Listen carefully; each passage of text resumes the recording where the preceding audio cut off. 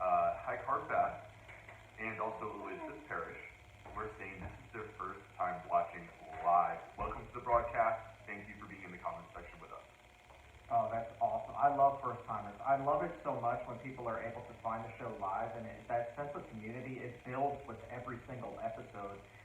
So I'm stoked. Welcome, guys. I'm so glad that you're here. And this is a really important topic, and one that honestly, Will, I'm surprised that we haven't gotten to yet. Because you do talk about spices a lot, and how could you not in a cookbook, for goodness sake? But people think about spices, they think about flavor, but they don't really think too much about how it might be affecting their health. In this case, specifically, their gut health. Marshall has made the connection, but he's wondering which are the healthiest spices for the gut.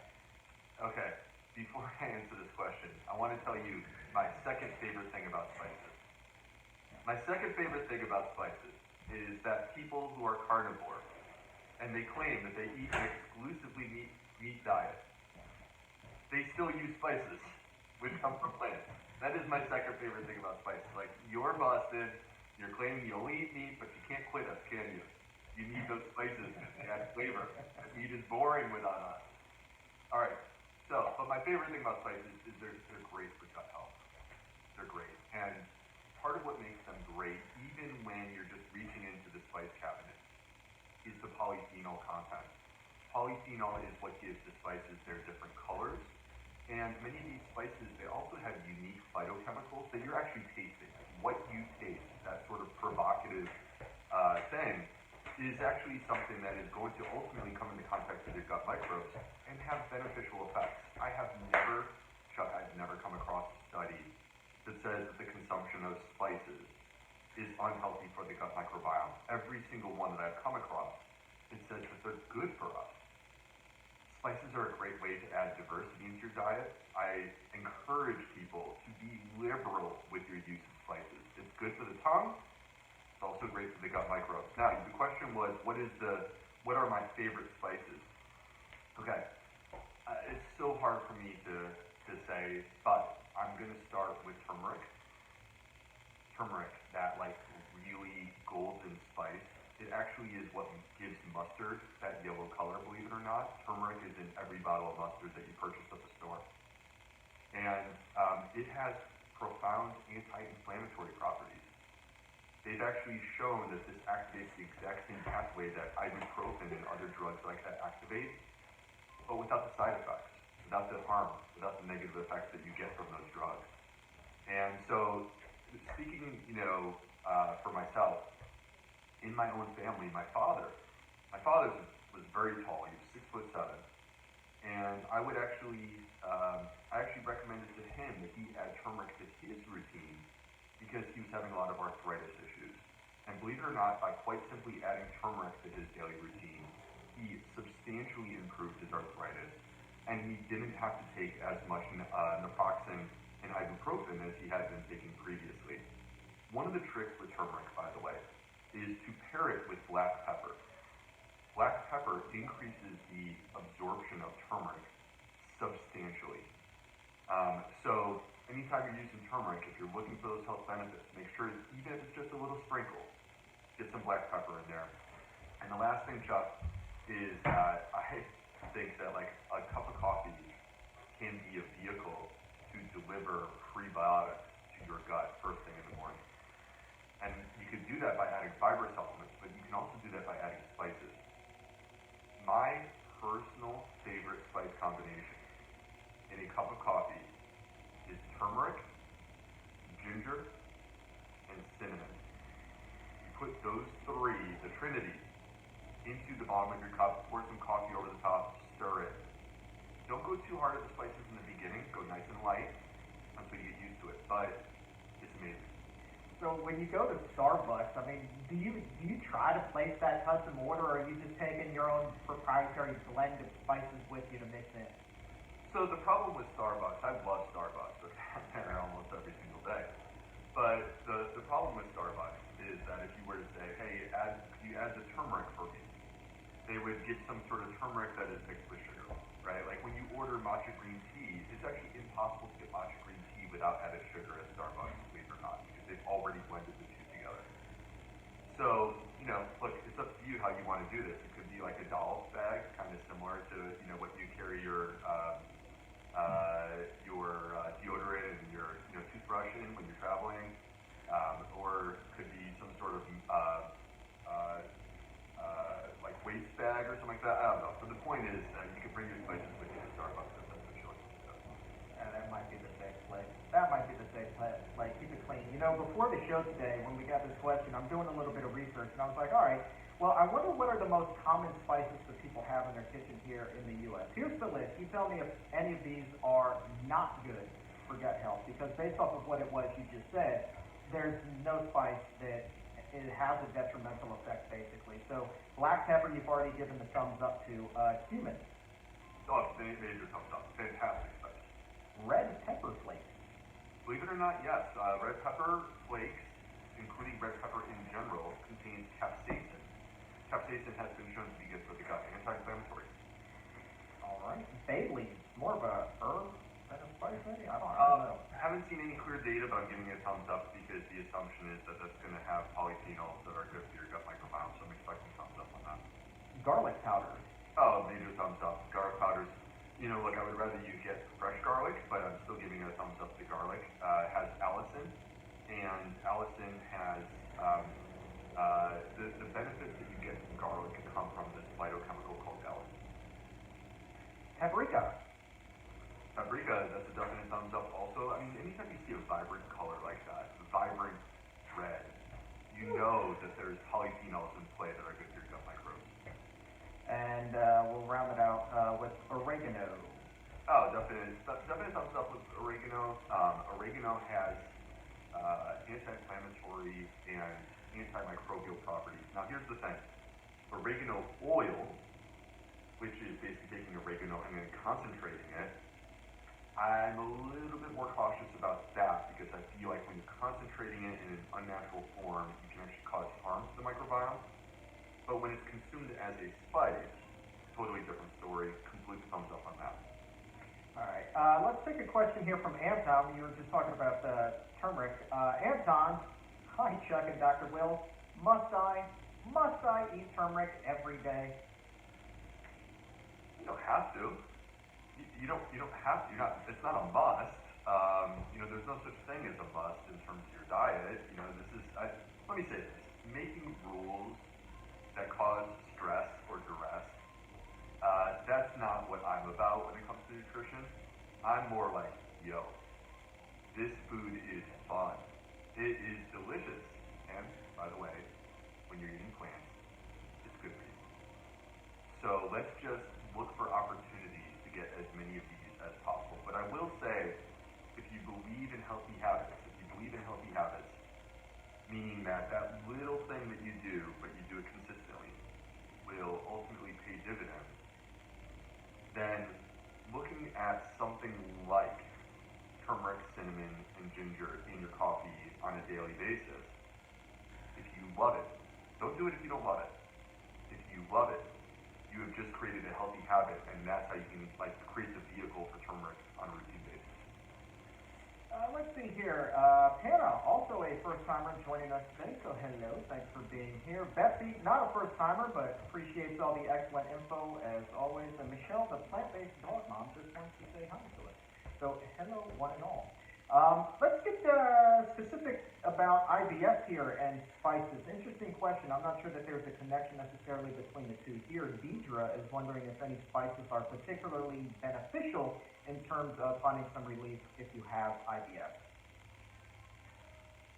Well, real quick, Chuck, there's a comment from Chris Wheeler in the chat box, and Chris has been eating my Trinity overnight oats from the Fiberfields cookbook routinely. And the Trinity overnight oats includes cinnamon and turmeric and ginger. So I actually applied that spice pattern into that specific recipe. That's your own breakfast blend right there, man. That's what that is. That is a breakfast blend. The ultimate breakfast blend. Definitely. What are some of the things that are beneficial for IBS?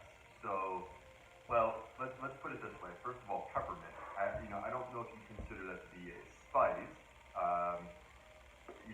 Obviously, though, like peppermint is something that could be consumed routinely, and it can be done as a form of tea, as an example.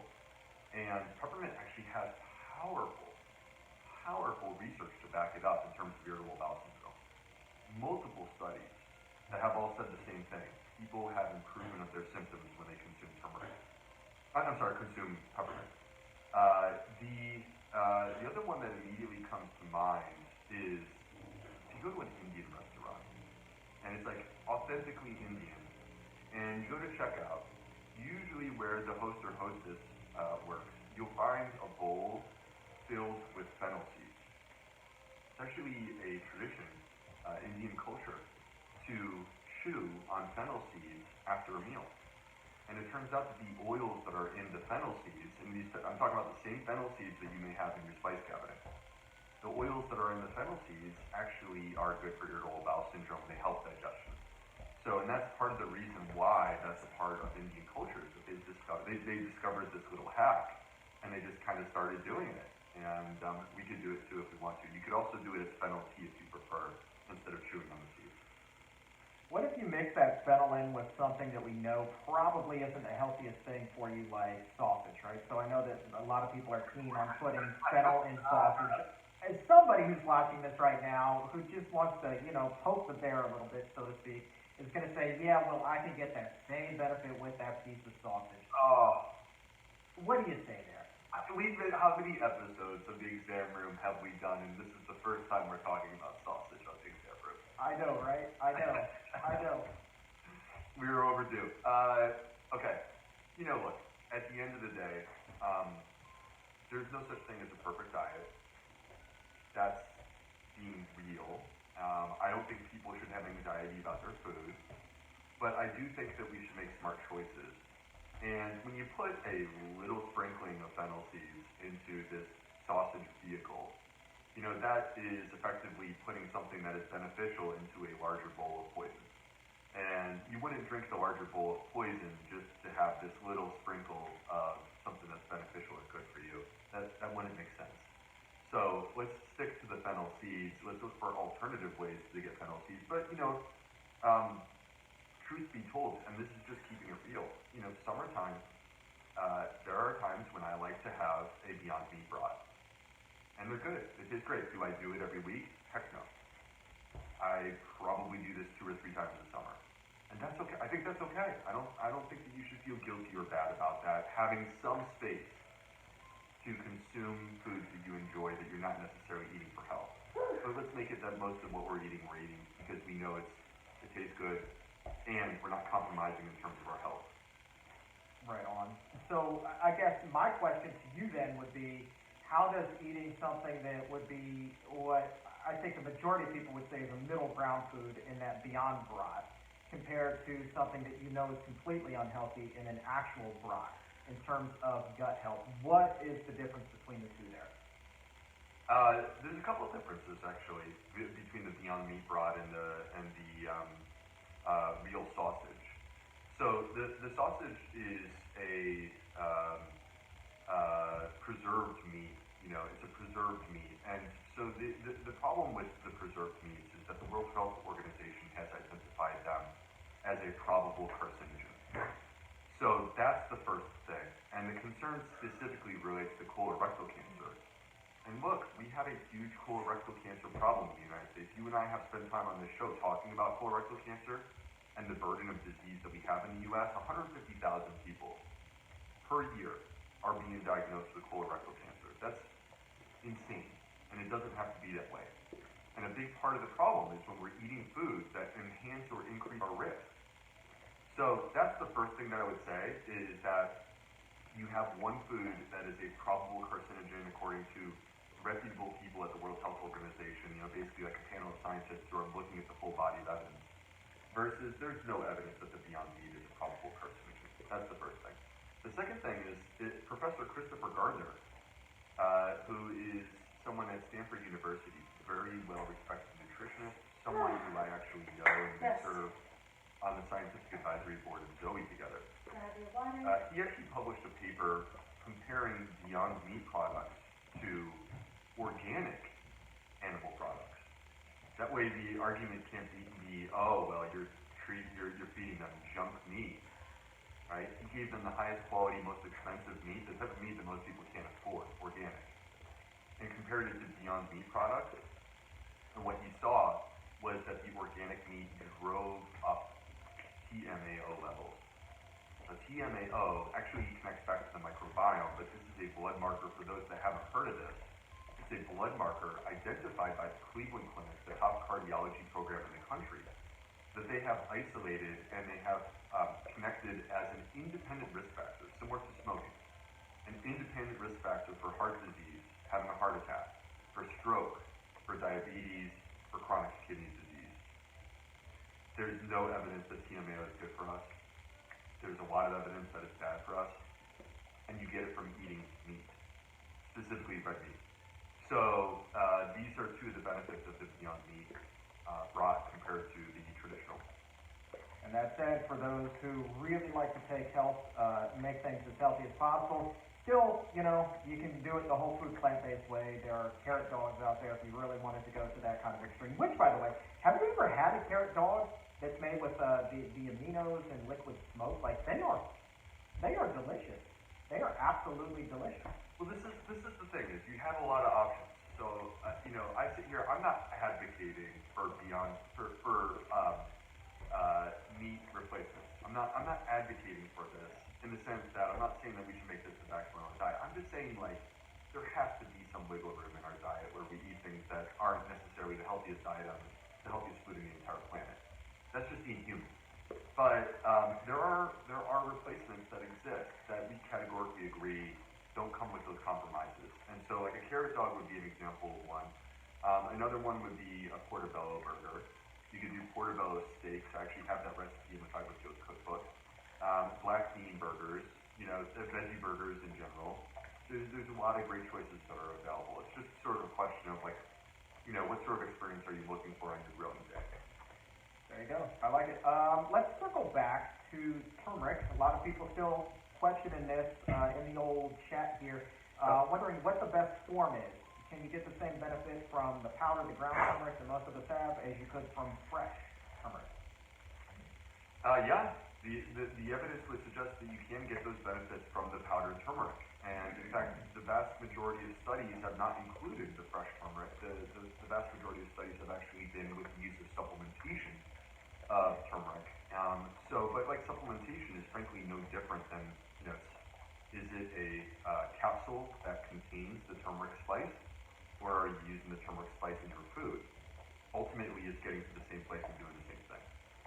Yeah, and that was the next question from a gentleman in the chat who was wondering if the supplements were just as good as the spice. It sounds like they can almost be one and the same.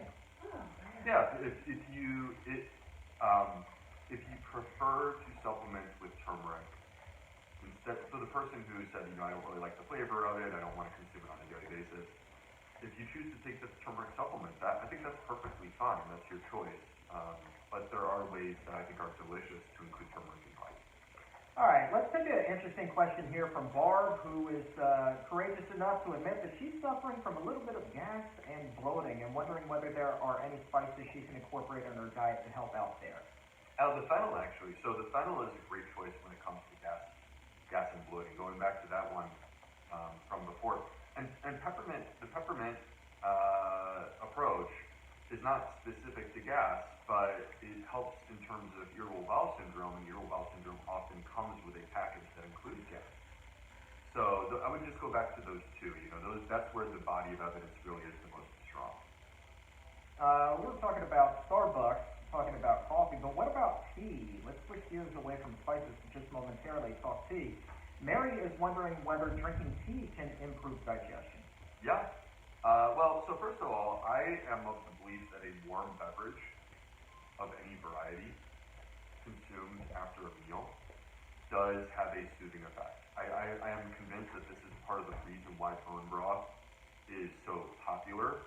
I do not question that when people consume bone broth, they feel a sense of at ease in terms of their gut. I think this is just a common thing among warm beverages that we consume. And, like, literally, I'm convinced you could warm up a glass of water and you still feel like a sense of ease with your gut when you consume this after a meal. So I do believe that tea can be something that helps in terms of digestion.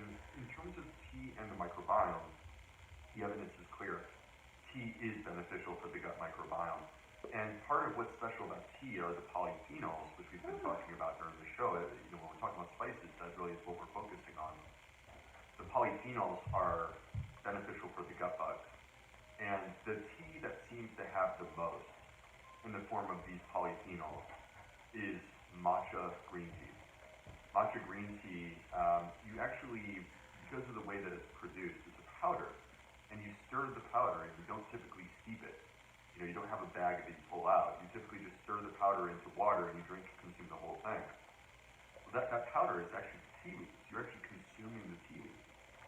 And this is part of what enhances the access to this particular phytochemical called EGCG that has these benefits for our health, including for our gut health.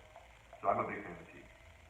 Have you figured out a way to get the water to absorb all of the matcha? I always wind up with kind of this matcha mud at the bottom of my mug every time that I try to mix it in there together. I know that you have some at your house. We enjoyed a cup when we were building out your studio. I don't know, is there a trick to that I'm missing? Well, I don't prepare the traditional matcha in my home on a daily basis. When I do my matcha, let me just be upfront and frank. I typically pour the matcha into a mug, and then I add hot water and I stir. That's it. All right. Yeah, man. And it does settle out. So this is where keeping the spoon and giving it a stir before you take a sip is just kind of a hack to use. But Chuck, if you were to look at the traditional preparation of matcha, by the way, if anyone's ever been to Asheville, North Carolina, or if you're going to Asheville, fantastic town for being plant-based. My wife and I, this is where we like to vacation because we live in Charleston. We don't have great access to plant-based food here. When we go to Asheville, we feel like we're in heaven. And there's a place called Dobra Tea, and they serve tea in the authentic way. And they have this 400-page book filled. It's all about tea. It's hilarious.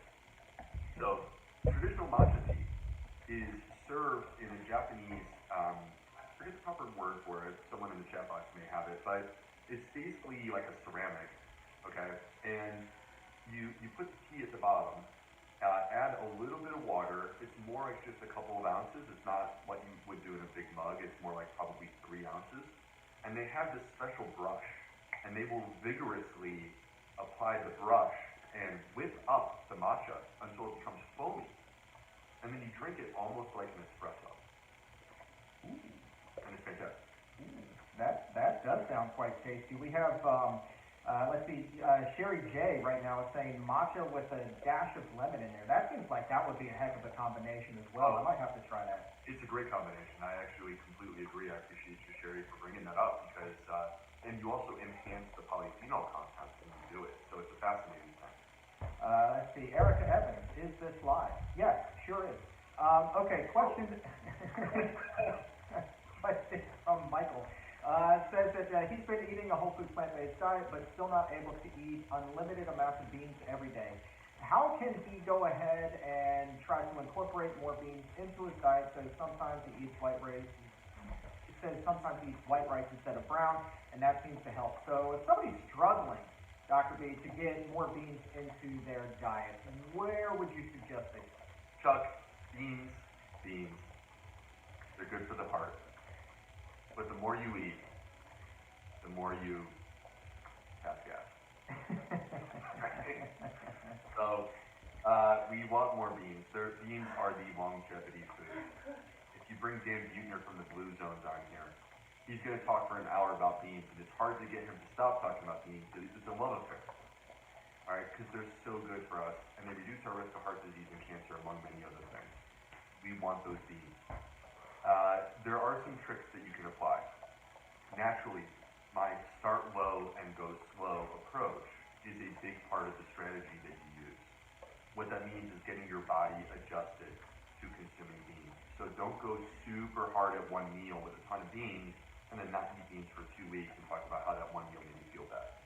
But instead, consuming beans with regularity in very small quantities is one of the ways you can build up your tolerance. Another way is through soaking.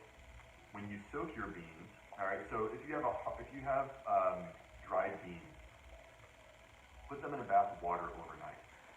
All right. Wake up the next day, pour out the water, rinse them, and then pour out the water again. Okay, before you cook them.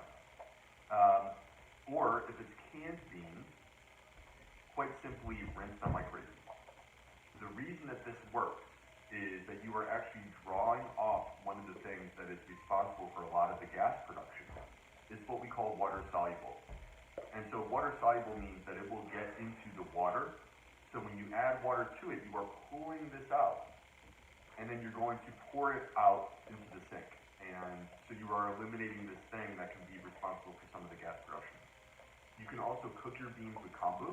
That's one of the tricks that people do. I do that. And if you don't, this is a recent thing for me, Chuck. I have become a big Instant Pot fan. You have Instant Pot? Oh, Yeah. big fan. Big fan. Absolutely. All right. I never used one until very recently. Now I get it. Now I understand why people are freaking out about this.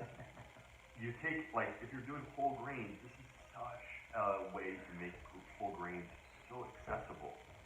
Because you quite simply take, like, you scoop a cup of whole grains, drop it in there, add like a cup and a half of water, a little sprinkle of salt if you want it, press the button and come back in 20 minutes and you've got the most fluffy, delicious whole grains ever.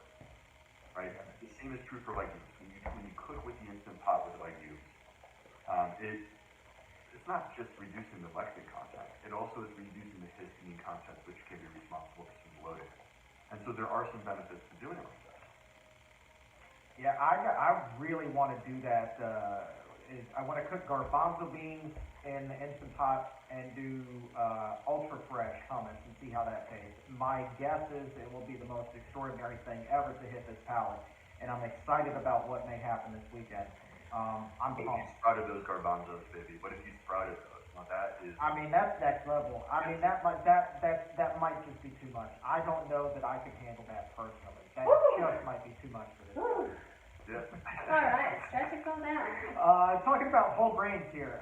Great transition to a question from Danushka, wondering whether they can cause bloating. She specifically is wondering about quinoa. Says every time she eats quinoa salad, her stomach starts to hurt and she starts to feel gassy, like she needs to use the restroom. And sometimes, not to get too TMI here, but she may see a little bit of undigested quinoa on the way out, if you know what I mean. Sure. She loves quinoa, though. What can she do? Well, so there's a couple of things. First of all, whole grains and legumes, the story is actually very similar. There's a reason why these foods, number one, cause a lot of gas and bloating. Number two, many people will claim that they're bad for digestion. That's actually not true. You're just feeling it. And that's because they're high in fiber and resistant starches and polyphenols. That is 3 types of prebiotics, and that is also a lot of work for your microbiome. That's why you're struggling, but at the same time, that also makes them the ultimate gut health foods. I'm not kidding when I say that. Like, if I only get to choose 1 or 2, here's where I'm going. Those are my 1 or 2. Now, how can we approach this with whole grains? So, a couple of things. First, the low and slow method is in play once again. You got to make sure, because many of us have a tendency to do this. You get excited. Oh, I love quinoa. So then you serve up this massive bowl. But the quantity is part of the story. The larger the quantity of quinoa that you have in the serving, the more you are asking your gut microbes to step up and do work. So reducing the quantity of the quinoa and perhaps consuming it in smaller quantities on a more regular basis is one of the strategies. Another strategy is by cooking with the Instant Pot, the pressure cooker. So again, you get delicious food, so fluffy, so great, and simultaneously it becomes more digestible because you're cooking it that way. And the last thing would be sprouting. So you can actually sprout your quinoa, and this is one of the ways to make it more accessible. So soaking it. Yeah, you're like the sprout king. I could see like the follow-up to fiber fuels being like sprout fueled or something like that. I don't know. I am the sprout prince. I'm the sprout prince. There The it is. sprout king is Doug Evans. Doug Evans is the sprout king. I am the sprout prince. I'm Sprout prince. I'm in Okay. But if you Okay, you talk a lot about variety in your diet, and the number of different plant foods a person should eat every week. I have a question from Norma, wondering whether when she's counting the number of different plant foods she's eating every week, would that include the foods that she's putting into her juice